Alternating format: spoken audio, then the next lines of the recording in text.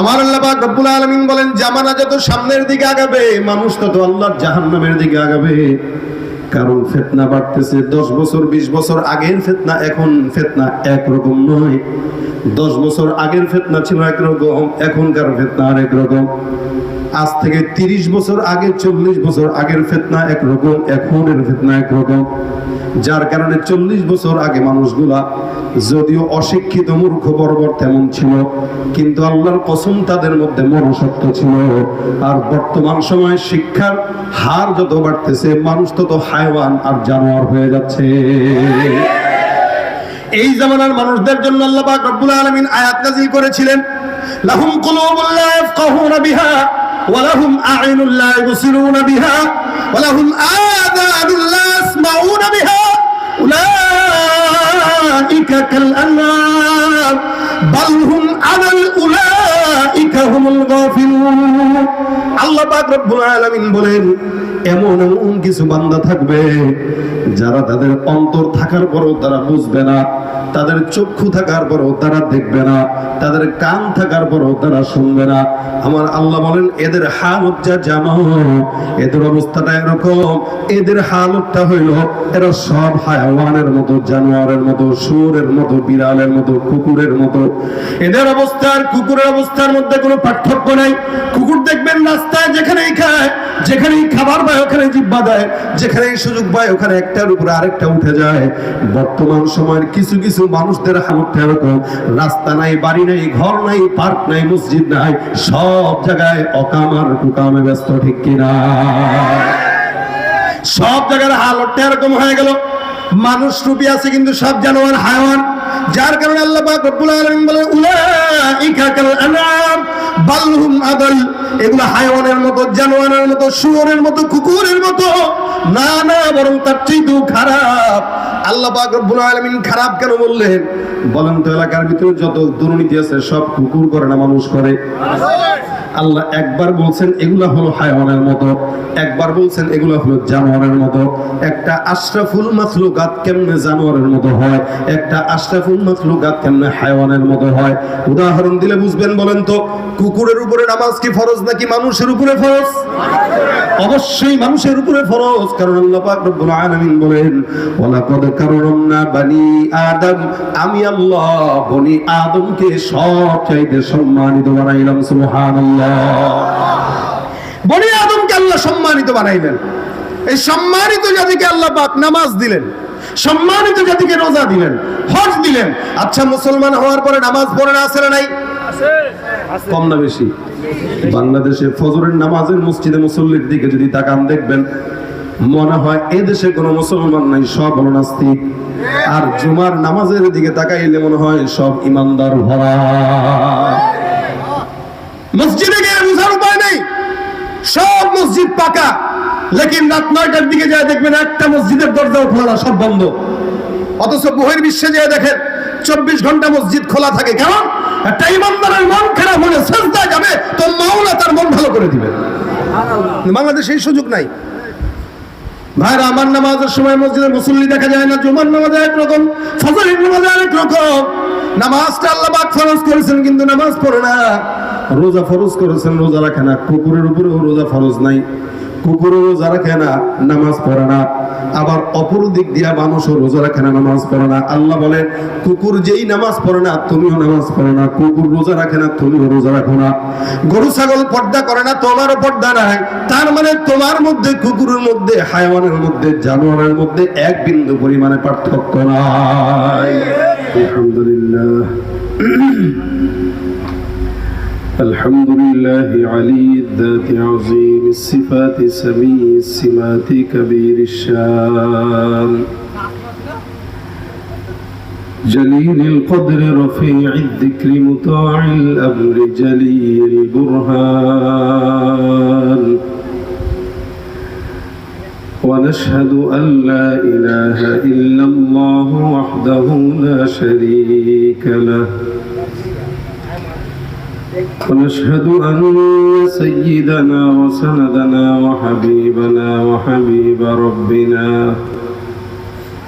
وطبيبنا وطبيب قلوبنا ومولانا محمدا عبده ورسوله صلى الله عليه وعلى آله وأصحابه وبارك وسلم تسليما كثيرا كثيرا. أما بعد فأعوذ بالله من الشيطان الرجيم. بسم الله الرحمن الرحيم. فقلت استغفروا ربكم إنه كان غفارا. صدق الله مولانا العظيم وصدق رسوله النبي الكريم. وقال النبي صلى الله عليه وسلم: من لزم الاستغفار جعل الله له من كل هم فرجا ومن كل ضيق مخرجا ورزقه من حيث لا يحتسب أو كما قال عليه الصلاة والسلام. সকলে জবান খুলে দুরূদ শরীফ পড়ি। আল্লাহুম্মা সাল্লি আলা মুহাম্মাদিন ওয়া আলা আলি মুহাম্মাদ কামা সাল্লাইতা আলা ইব্রাহিম ওয়া আলা আলি ইব্রাহিম ইন্নাকা হামিদুম মাজিদ। আল্লাহুম্মা বারিক আলা মুহাম্মাদিন ওয়া আলা আলি মুহাম্মাদ كما باركت على إبراهيم وعلى آل إبراهيم إنك حميد مجيد. ذكر قولك لا إله إلا الله لا إله إلا الله لا إله إلا الله لا إله إلا الله لا إله إلا الله لا إله إلا الله لا إله إلا الله لا إله إلا الله محمد رسول الله صلى الله عليه وسلم. আলহামদুলিল্লাহ। সোনাকান্দা আয়েশা সিদ্দিকা রাদিয়াল্লাহু আনহা মহিলা মাদ্রাসার উদ্যোগে আয়োজিত আজকের বার্ষিক ওয়াজ মাহফিলের সম্মানিত দিনগুলো ইসলামের ভাইরা, আল্লাহ পাক রব্বুল আলামিনের দরবারে শুকরিয়া যে রব্বে কারীম আজকের এই দিন মজমায় আমাদেরকে বসার তৌফিক এনায়েত করেছেন। কালিমাতুশ শুকর আদায় করি, সকলে জবান খুলে আলহামদুলিল্লাহ। মুখতাসার সময় আপনাদের সামনে দুই চারটা কথা বলার নিয়তে বসছি। আল্লাহ পাক এই কথায় বারাকা দান করুক। যা বলবো শুনবো, আমলের নিয়তে বলার, শোনার তৌফিক দান করুক। যারা দাঁড়িয়ে আছেন কষ্ট হলে একটু বসে যান, একটু বসে গেলে সুন্দর লাগবে পরিবেশ। একটু ফাঁকা জায়গাগুলো পূরণ করে যদি সামনে আগে আসেন ওনারা একটু বসতে পারবেন। তো ভাই, আজকের এই মজমা আল্লাহ পাক রব্বুল আলামিন জান্নাতের বাগান। এটা এই মজমার ভিতরে যারা থাকবে নিরাপত্তারা, একটা বাচ্চা যখন মায়ের কোলে থাকে যতটুকু নিরাপত্তার ভিতরে থাকে তার চাইতেও বেশি নিরাপত্তায় থাকে একজন মুসলমান তার রবের চাদরে যখন থাকে তখন। তো এইটা হচ্ছে জান্নাতের বাগান। এখানে যতক্ষণ থাকবেন ততক্ষণ নিরাপদ। আল্লাহ পাক রব্বুল আলামিন হাবিবে কিবরিয়া মুহাম্মদ রাসূলুল্লাহ সাল্লাল্লাহু আলাইহি ওয়াসাল্লামের মাধ্যমে জানিয়ে দিয়েছেন যে মজমায় কোন ইমানদার বান্দা আল্লাহর রাসূলের আলোচনা করে তা আল্লাহ পাক ওই মজমার উপরে আসমান থেকে আল্লাহ পাক সাকিনা নাযিল করেন। কষ্ট হইলো একটু সুবহানাল্লাহ আওয়াজটা বলতে আপনাদের, যদিও কারণ অভ্যাস নাই তো, যে জিনিসের অভ্যাস থাকে না ওটা বলতে কষ্টই হয়। এখানে যদি আমার স্লোগান হয়ে যেত রাজনৈতিক কোনো স্লোগান অমুকের চরিত্র ফুলের মতো পবিত্র, তাহলে খালি অমুকের চরিত্র বলার সাথে সাথে দেখতেন পবিত্র শব্দ উঠে গেছে। আমরা যেটার সাথে অভ্যস্ত ওইটা বলতে পছন্দ করি। সুবহানাল্লাহ বলতে পছন্দ করি না, কারণ অভ্যস্তই না। এই এলাকায় যত চায়ের দোকান আছে, প্রত্যেকটা চায়ের দোকানে সকাল থেকে রাত পর্যন্ত শুধু সুবহানাল্লাহর জিকিরই হয়। হ্যাঁ হয়, কি হয় বলেন না? গীবত। যত চায়ের দোকান আছে এগুলো এক একটা ছোটখাটো সংসদে পরিণত হয়। ওই সংসদে 10-15 জন মন্ত্রী থাকে, এমপি থাকে, একজন প্রধানমন্ত্রী থাকে, যিনি চা নাড়ে, কথা বলে না। তিনি কি থাকে? প্রধানমন্ত্রী। প্রধানমন্ত্রী মোটামুটি ওই জায়গায় বিশাল বড় পর্দার ভিতরে নগ্ন সিনেমা ছেড়ে দেয়, আর এলাকার কিছু মানুষ ওই সিনেমা দেখে, আর কে কোন দোষ অন্যায় করছে ওগুলো নিয়ে চর্চা হয় সকাল থেকে সন্ধ্যা পর্যন্ত। এই চায়ের আড্ডাখানায় বসে বসে দিলটাকে আর জবানটাকে নাপাক করার কারণেই এখন জবান দিয়ে সুবহানাল্লাহর আওয়াজ বেরোইতে চায় না। এই জন্য জবানটা খুলে আজকের মতো অন্তত বলেন সুবহানাল্লাহ, আলহামদুলিল্লাহ, লা ইলাহা ইল্লাল্লাহ, আল্লাহু আকবার, সুবহানাল্লাহি ওয়া বিহামদিহি, সুবহানাল্লাহিল আযীম। বলেন এই কয়েকটা শব্দ জবান দিয়ে বলার কারণে গুনাহ হইল? কতটুকু হইল? আল্লাহু আকবার। জমিনে আসমানের নিচে জমিনের উপরে এই দুইটা শব্দের চেয়ে দামি কোন শব্দ আর আল্লাহ মানেন নাই। সুবহানাল্লাহি ওয়া বিহামদিহি, সুবহানাল্লাহিল আযীম। সবচেয়ে দামি শব্দ এই দুইটা। ওজনের পাল্লা যেমন ভারী, আল্লাহ পাকের কাছে তেমন পছন্দের, ঠিক জবানে উচ্চারণেও তার চেয়ে বেশি হালকা। সুবহানাল্লাহি ওয়া বিহামদিহি। যতক্ষণ এই জায়গায় থাকবেন ততক্ষণ আওয়াজ দিবেন, পারবেন? সুবহানাল্লাহ, আলহামদুলিল্লাহ বলতে পারবেন? নারায়ে তাকবীর, জোরে নারায়ে তাকবীর, আরো জোরে নারায়ে তাকবীর। এগুলা বললে দিল শক্ত হয়, এগুলা বললে দিলের ঈমান বৃদ্ধি পায়, এগুলা বললে ঈমানের যে কালো দাগ আছে কালো দাগ দূর হয়ে যায়। জোরে বলেন সুবহানাল্লাহ। যতক্ষণ আপনারা আছেন, আমি যতক্ষণ আছি, ততক্ষণ আজকের মাহফিলকে প্রাণবন্ত করার জন্য যতবার বলা লাগবে ততবার বলবো। জবান খুললেই সওয়াব, জবান খুললেই ভাই ইমানদার জবান যেমনে খুলবেন না সওয়াব, যদি ইসলামের জন্য হয়, যদি ইসলামের জন্য হয়। আমাদের আফসোস, আমরা জবানকে দুনিয়ার মানুষের জন্য খরচ করি, আল্লাহর জন্য করি না। রাজনৈতিক নেতার জন্য খরচ করি, আল্লাহর জন্য করি না। দলের নেতার পিছনে খরচ করি, নবীর জন্য খরচ করতে চাই না। এই কারণে যতদিন হায়াত আছে, রক্ত আছে, আল্লাহ আল্লাহ রাসূলের জন্য জানটা কোরবান করার জন্য যা কিছু দরকার করবো ইনশাআল্লাহ। আল্লাহ কবুল করুন, বলেন আমিন। আল কোরআনের শিখ আমি নেই তো কোনো ভয়, এক আল্লাহর গোলাম আমি, এই তো। কথাটা কি মিথ্যা? আমরা কার গোলাম? এই পৃথিবীর সবই নকল, এই পৃথিবীর সবই নকল, আসল কিছুই নয়, এক আল্লাহর গোলাম আমি, এই তো পরিচয় আমার, এই তো পরিচয়। ঠিক কি না? কোরআন হাদিস শাসনতন্ত্র, রাসূল আমার নেতা, উৎসাহ আমার চিরন্তন, ইতিহাসে বীর গাথা। কোরআন হাদিস শাসনতন্ত্র, রাসূল আমার নেতা, উৎসাহ আমার চিরন্তন, ইতিহাসে বীর গাথা। এক আল্লাহ ছাড়া আমার দিলে, এক আল্লাহ ছাড়া আমার দিলে নেই তো কোনো ভয়, এক আল্লাহর গোলাম আমি, এই তো পরিচয় আমার, এই তো পরিচয়। আল কোরআনের সৈনিক আমি, নেই তো কোনো ভয়, এক আল্লাহর গোলাম আমি, এই তো পরিচয় আমার, এই তো পরিচয়। ঠিক কি না? কার গোলাম? কার গোলাম? 5 টাকা দিয়ে 100 টাকা দিয়ে কারো গোলাম হয়েন না, আল্লাহর হস্তে মাফ চাই, কেউ রাগ করেন না। তবে 10 টাকা দিয়ে 100 টাকার সিরানটের বিনিময়ে দুনিয়ার গোলামের গোলাম করেন না।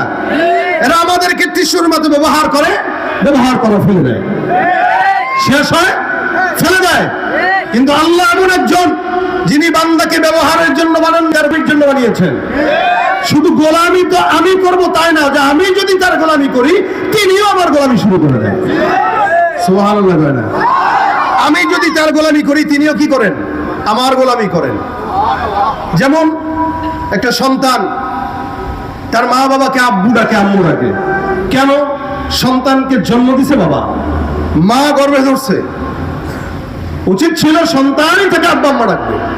কিন্তু কখনো কখনো মা বাবাও বলে কিনা, পছন্দের হলে, বাচ্চা যদি পছন্দের হয়, বাচ্চা যদি মা বাবার মন মতো হয়, মা বাবা কি বলে? আব্বা, ও আমার সোনা, ও আমার কলিজা, ও আমার বাপ।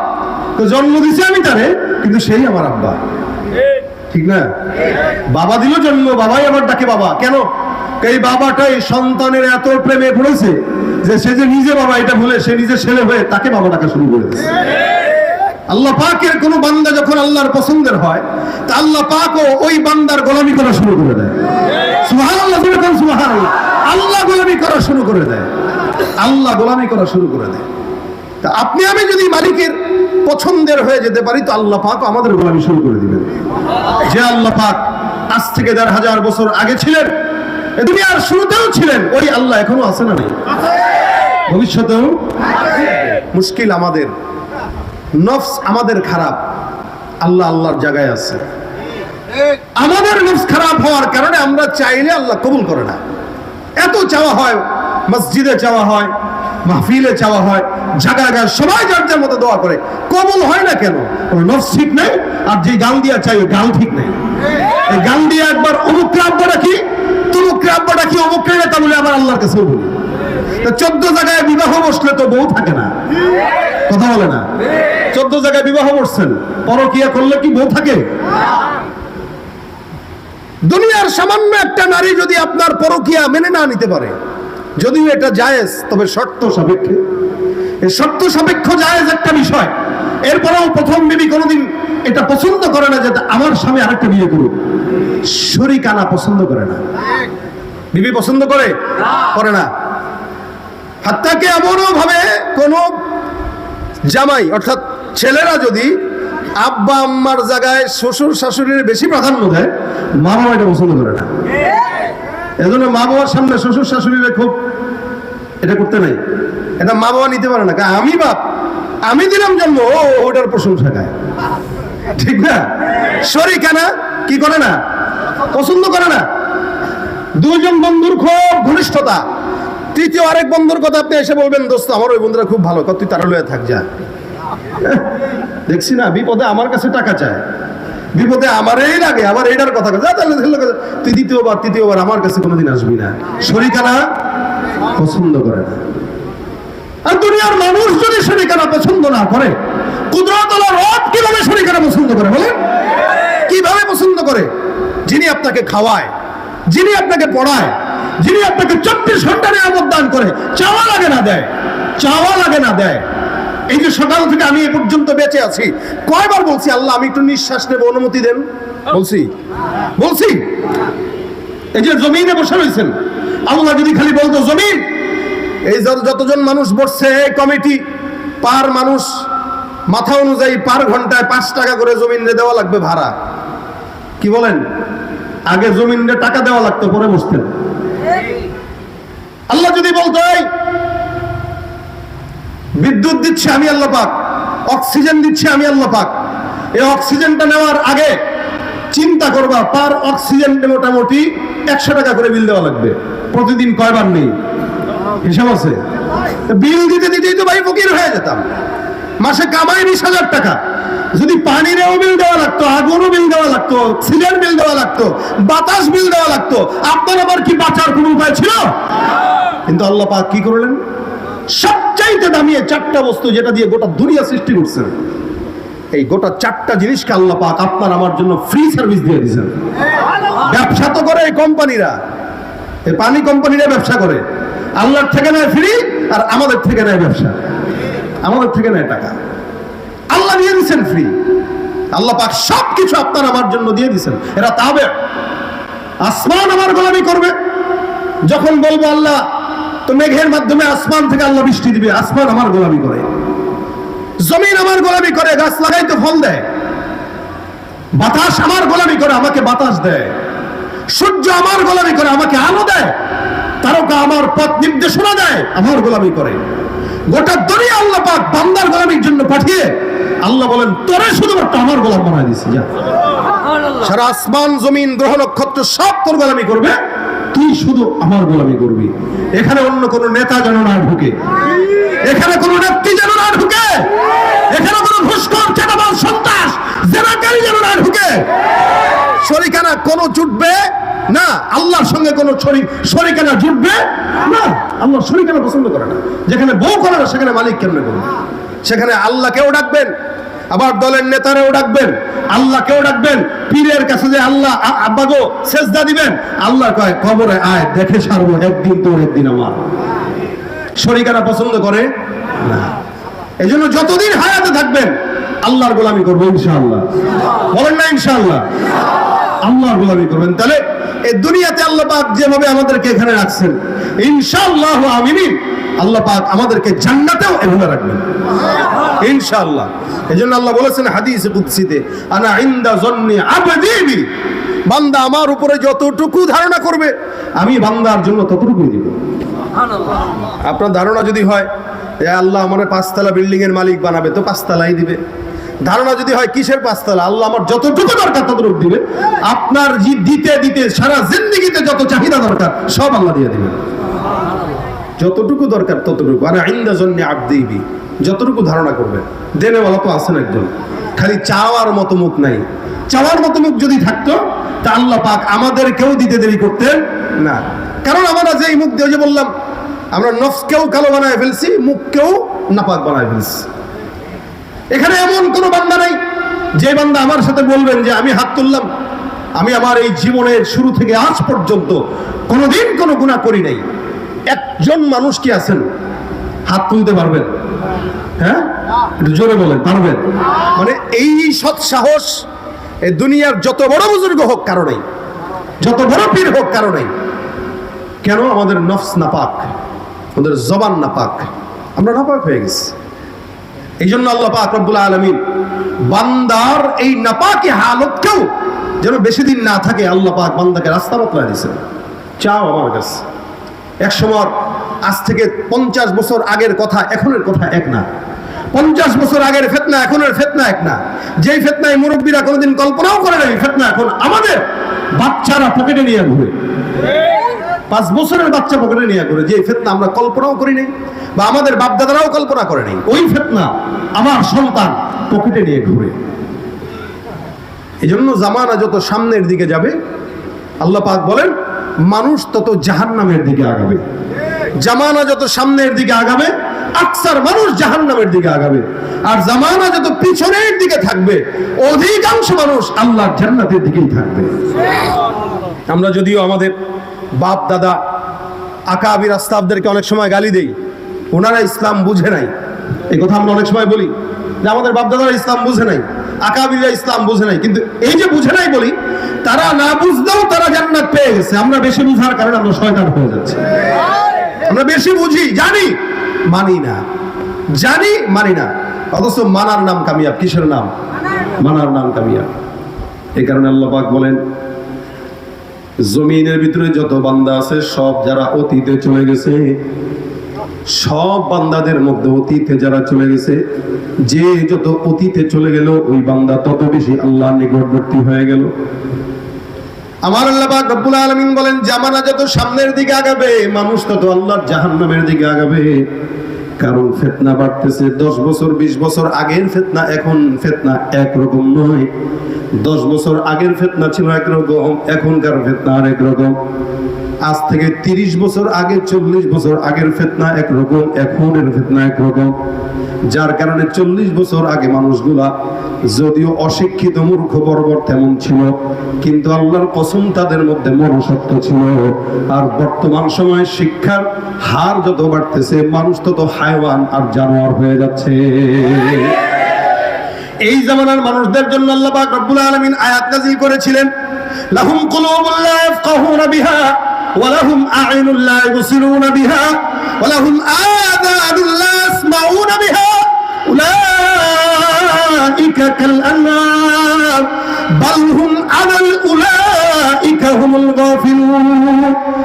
পাক রব্বুল আলামিন বলেন এমন এমন কিছু বান্দা থাকবে যারা তাদের অন্তর থাকার পরও তারা বুঝবে না, তাদের চক্ষু থাকার পরও তারা দেখবে না, তাদের কান থাকার পরও তারা শুনবে না।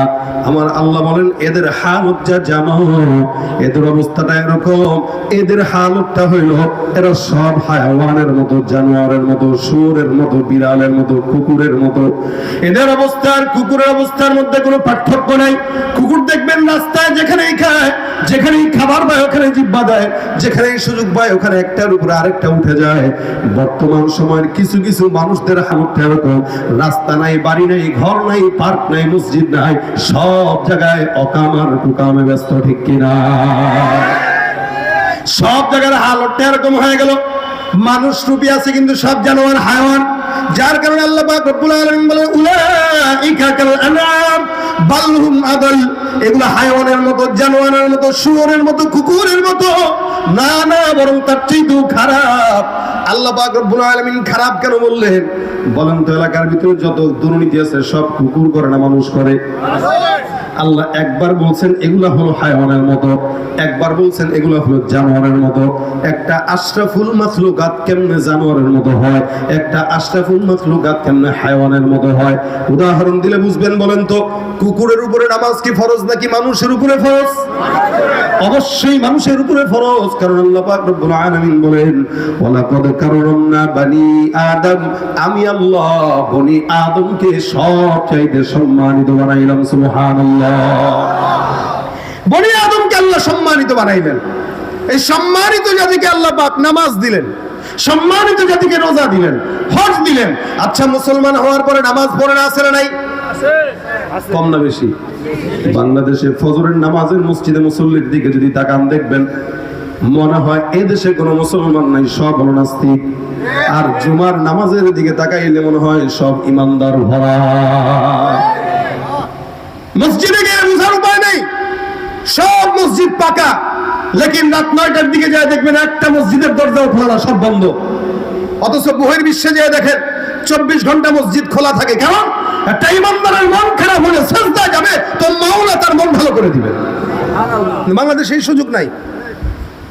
ভাইরা আমার, নামাজের সময় মসজিদে মুসল্লি দেখা যায় না। জুমার নামাজে একরকম, ফজরের নামাজে আরেক রকম।